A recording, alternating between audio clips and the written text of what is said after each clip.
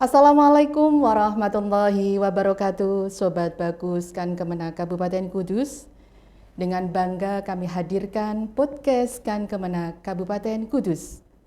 Saya Ana Duratun Nafisa akan menemani Anda selama 30 menit. Dan kini telah hadir narasumber pada pagi hari ini. Beliau adalah Bapak Haji Muhammad Ulin Nuha LC-MYus selaku Pelaksana Tugas Penyelenggara Ibadah Haji dan Umroh Kantor Kementerian Agama Kabupaten Kudus. Baik, Sobat Bagus Kan Kemenak Kabupaten Kudus, mari kita sapa beliau, Bapak Haji Muhammad Ulin Nuha LC-MYus. Assalamualaikum Bapak. Waalaikumsalam warahmatullahi wabarakatuh. Mbak Ana. Oke, baik Bapak. Bagaimana kabarnya Bapak? Alhamdulillah luar biasa, sehat walafiat. Sehat ya Bapak. Walaupun ya. kemarin penuh dengan luar biasa pekerjaan yang sangat maraton, kurang tidur, tapi alhamdulillah saat ini senang sekali seluruh jamaah haji berangkat ke Tanah Suci. Alhamdulillah, alhamdulillah. Nih, kayaknya Sobat sudah mengenal Bapak Haji Muhammad Ulin Nuha LC-MYus. Tapi kita spill sedikit tentang hobi beliau. Kalau boleh tahu Bapak hobi beliau, hobi Bapak Haji Muhammad Ulin Nuha LC-MYus. Ya. Hobi saya banyak sekali. Yang jelas yang saat ini rutin itu main badminton. Wah, luar biasa. Ya, badminton. Bahkan tidak hanya itu, ketika ada kesempatan seminggu sekali, ya tentunya di luar jam kerja, itu hari Rabu sore setelah kantor itu ada main futsal bersama UMK juga. Masya Gitu. Allah, luar biasa. Ya. Oke, Sobat Bagus, itu tadi sekilas tentang beliau, profil Bapak Haji Muhammad Ulin Nuha LC-MYus. Dan selanjutnya mari kita berbincang-bincang tentang dinamika penyelenggaraan ibadah haji tahun 1446 Hijriah 2025 Masehi. Baik Bapak, yang pertama akan saya tanyakan, berapa jumlah jamaah haji yang berangkat tahun ini Bapak? Jumlah jamaah calon haji, karena masih belum haji, betul, ya, calon ya. Jadi jumlah calon jamaah haji dari Kabupaten Kudus saat ini yang sudah berangkat berjumlah 1.400 calon jemaah plus 11 petugas haji daerah atau 11 PHD dari Kabupaten Kudus, berarti keseluruhan 1.411. Jika ditambah satu lagi PHD dari provinsi, berarti jumlah keseluruhannya 1.412, baik calon jemaah haji maupun petugas haji daerah. Yang semuanya itu alhamdulillah sehat semua ya Bapak? Alhamdulillah saat ini sudah dinyatakan sehat, walaupun kemarin ya hari Sabtu tanggal 17 kemarin itu ada yang masih dinyatakan belum sehat karena sakit mata. Jadi sakit mata, sekarang atas nama Bu Satram, nah sekarang alhamdulillah sudah dinyatakan berangkat, dan seluruhnya mereka yang sakit yang dirawat di poliklinik ataupun di rumah sakit Pandan Arang Boyolali, mereka sudah berangkat semua. Bahkan tidak hanya itu, ini saya tambah informasi, kemarin ada 4 calon jamaah haji dari Kudus belum mendapatkan visa. Itu sampai tanggal 17 Mei kemarin itu belum mendapatkan visa. Alhamdulillah per hari Ahad kemarin 18 Mei itu mereka mendapatkan visa dan langsung pada malam harinya diberangkatkan seluruhnya ke Tanah Suci. Alhamdulillah. Sejumlah tadi Bapak menyampaikan jumlah jamaah haji yaitu yang 1.400. Ya, alhamdulillah semuanya dalam keadaan sehat walafiat.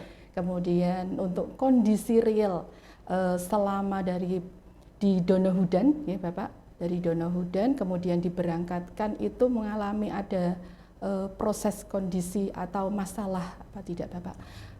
saat jamaah haji mulai dari di Donohudan itu sampai diberangkatkan itu kondisinya bagaimana Bapak? Kondisi ketika diberangkatkan, ketika sudah dinyatakan berangkat, artinya kan Kudus ini berangkatnya per tanggal 13, 14, 15, 16 Mei 2025. Kemudian ada beberapa yang sakit dan alhamdulillah semuanya sudah bagus. Nah, ketika bagus dan sudah dinyatakan layak terbang, maka mereka sehat semuanya. Yang menyatakan layak terbang dari tim kesehatan Donohudan. Dan jamaah haji Kudus ini ada beberapa gelombang, tidak hanya satu gelombang saja. Ternyata Kudus itu terdiri dari 5 kloter. Jadi kloter 46, 47, 48, 49. Ini semuanya menuju Madinah. Jadi dari asrama haji Donohudan, embarkasi Solo, semuanya menuju ke Madinah. Ada satu kloter dari Kabupaten Kudus yang masuk di gelombang kedua, yaitu kloter 50 yang diberangkatkan pada tanggal 16 Mei. Itu mereka kloter yang pertama gelombang kedua. Jadi langsung dari asrama haji Donohudan menuju ke Jeddah, airport Jeddah. Dari Jeddah langsung ke Mekah untuk melaksanakan tawaf, kemudian sa'i, tahallul, dan itu proses itu untuk umroh. Jadi karena rata-rata jamaah haji mengambil haji tamattu. Baik Bapak, terima kasih. Alhamdulillah semua jamaah haji Kabupaten Kudus semuanya diberangkatkan dari Madinah.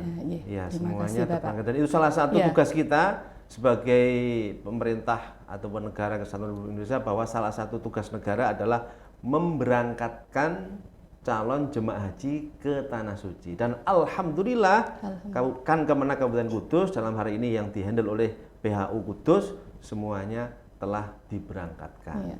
Alhamdulillah. Kemudian yang terkait ini Bapak, pelayanan jamaah haji untuk tahun ini terutama yaitu pelayanan konsumsi atau terkait tentang kebutuhan makan ini Bapak. Ini mungkin Bapak bisa menjelaskan terkait untuk pelayanan konsumsi itu Bapak. Luar biasa. Jadi calon jamaah haji atau bahkan jamaah haji dari seluruh Indonesia termasuk Kudus tahun ini mendapatkan pelayanan konsumsi yang sangat luar biasa. Di Madinah itu pagi, siang, malam mendapatkan daharan. Dan itu kalau di Madinah biasa, dari dulu mungkin ketika kita masih kecil tahun 90-an di Madinah mendapatkan jatah makan. Nah, yang menjadi menarik saat ini di Mekah nanti seluruh jamaah haji akan mendapatkan daharan juga 3 kali sehari. 3 kali sehari. Pagi, siang, dan malam. Dan itu yang lebih menarik lagi, menunya itu menu masakan Indonesia. Jadi bahkan luar biasa. Kemarin disampaikan ada berton-ton itu bumbu datangkan langsung dari Indonesia. Jadi bumbunya itu langsung dari Indonesia, gitu, bukan dari Saudi. Nah, itu jadi mereka ketika nyun sewu katakanlah bekalnya pas-pasan, mungkin sangunya itu pas-pasan, mereka tidak bawa sangu pun aman karena sudah ditanggung oleh negara. Alhamdulillah. Gitu. Dan masakannya cinta dengan Indonesia. Masakannya cinta Indonesia. Alhamdulillah itu. Masakan Indonesia. Luar biasa jamaah haji ini ini ya Bapak. Kemudian tadi Bapak, karena memang konsumsi itu sebuah keberhasilan dalam menunaikan ibadah haji gitu ya Bapak ya. Terkait itu Bapak, berbicara tentang konsep syarikah itu bagaimana Bapak? Ini yang fenomena di tahun 2025 ini Bapak. Betul, ini syarikah ini adalah satu hal yang baru di tahun ini yang belum pernah terjadi sebelumnya. Jadi biasanya pemberangkatan jamaah haji ke Tanah Suci itu berbasis kabupaten, berbasis kloter. Jadi satu kabupaten itu sesuai dengan jamaah dari kabupaten itu. Nah, tahun ini ada ta'limatul hajj. Ta'limatul hajj itu adalah peraturan yang dikeluarkan oleh kerajaan Saudi.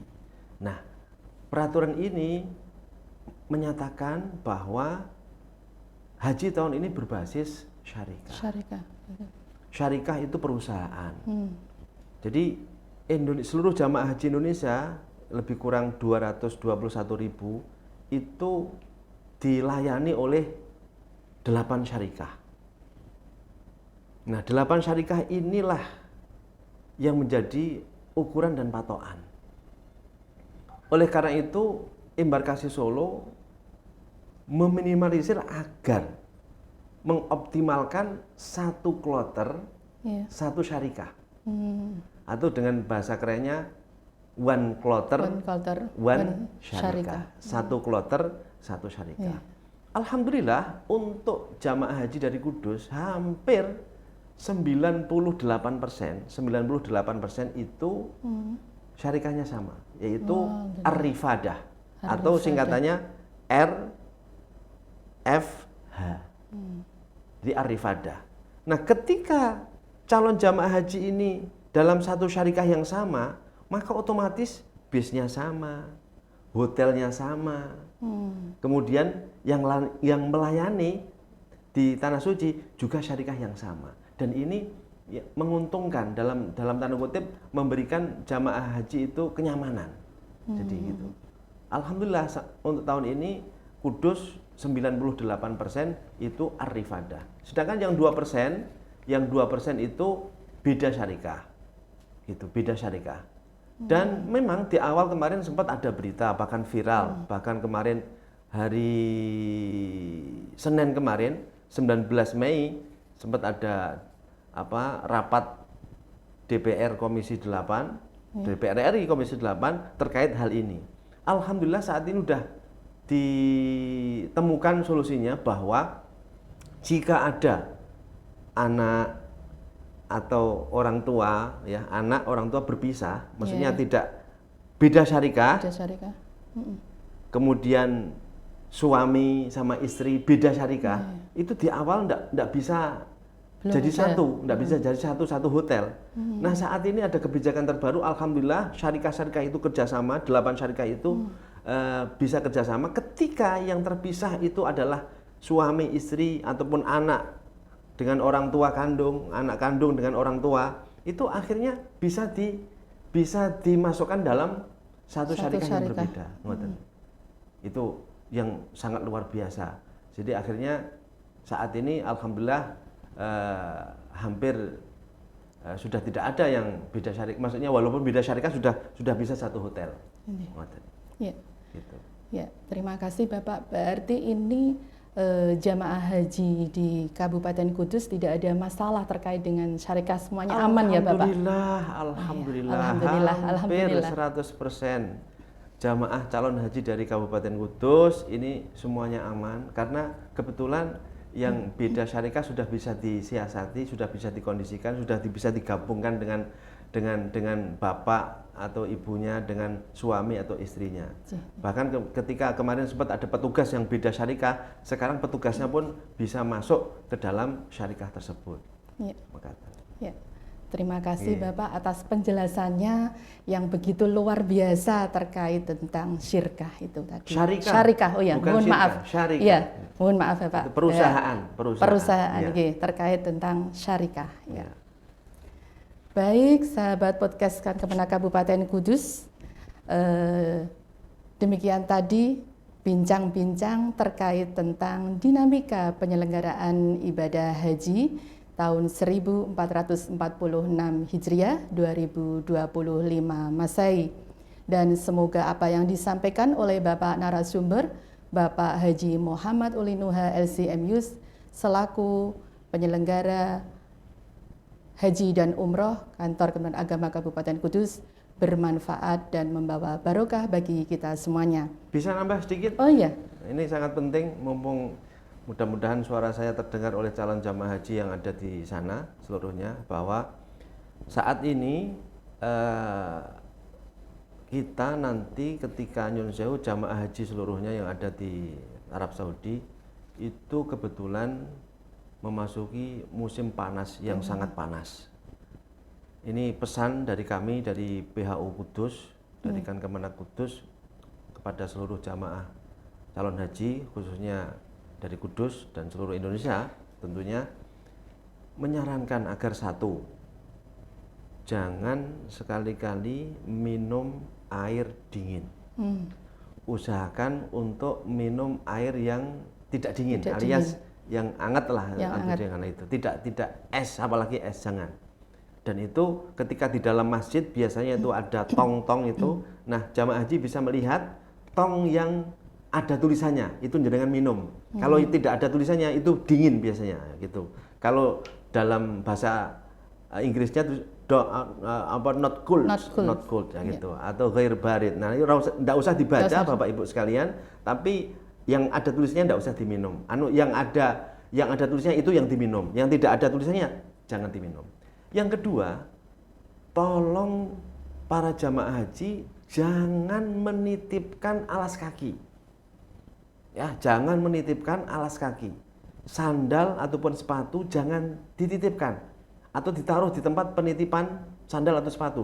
Tapi membawa tas khusus untuk alas kaki, membawa tas khusus untuk sepatu, membawa tas khusus untuk sandal. Itu tujuannya supaya ketika Bapak Ibu keluar dari Masjid Nabawi atau keluar dari Masjidil Haram itu tidak mencari sandal. Ketika mencari sandal, kemudian lantainya ini sangat panas, bisa melepuh kaki kita.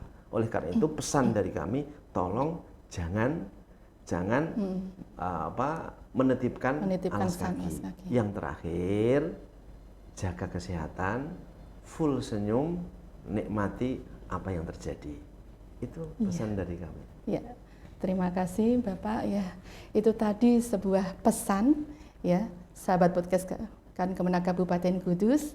Itu tadi sebuah pesan yang disampaikan oleh beliau, Bapak Haji Muhammad Ulinuha LCMyus, selaku pelaksana tugas penyelenggara ibadah haji dan umroh kantor Kementerian Agama Kabupaten Kudus. Pesan itu sangat bermanfaat bagi semua jamaah calon haji. Mohon nanti semua jamaah calon haji bisa mengindahkan pesan beliau agar nanti selama menunaikan ibadah haji diberikan keselamatan, kesehatan, sehingga bisa menunaikan ibadah haji dan umroh dengan maksimal sehingga mendapatkan predikat haji yang mabrur. Amin, amin, ya robbal alamin. Demikian dari kami, Sobat Bagus Kemenak Kabupaten Kudus. Terima kasih atas perhatiannya. Kurang lebihnya mohon maaf. Kami undur diri, dari kami kurang lebihnya mohon maaf. Akhirul kalam, wassalamualaikum warahmatullahi wabarakatuh. Waalaikumsalam.